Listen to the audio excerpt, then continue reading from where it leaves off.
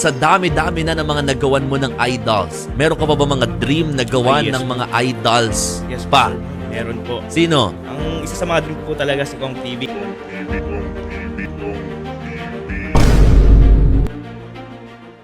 What's up mga idol? Sino nga bang hindi makakilala sa OG at alamat ng YouTube dito sa Pilipinas na walang iba kundi si Mosing ang nag-iisang Kong TV? What's up sa inyo mga pa? Wow! What the rock?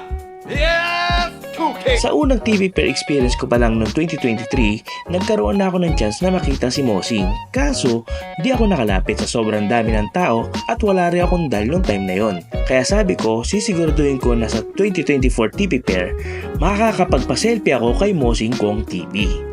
Fast forward to 2024 TV pair day 4, eto na, nag-ready na ako ng mga dals na ibibigay ko sa kanya at nagbabaka sakali ako na mapansin ako ni Mosing. At ito na ang mga sumunod na nangyari.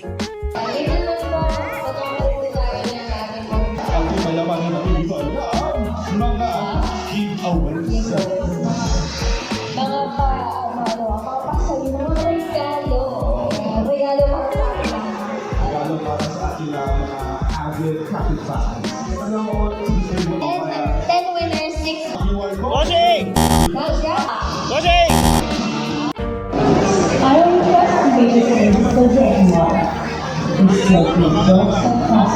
Gusto! Gusto! Mabibirma mo! Okay, ingat! Yan! Punta ko daw!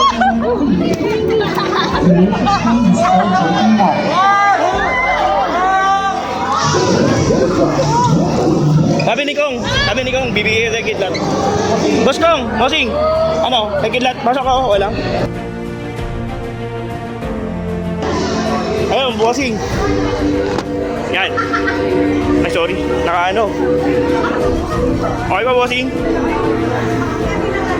Ito rin yan, Bossing eh. Wait lang, hawak ko lang. Yan. Yes, ayun, Bossing.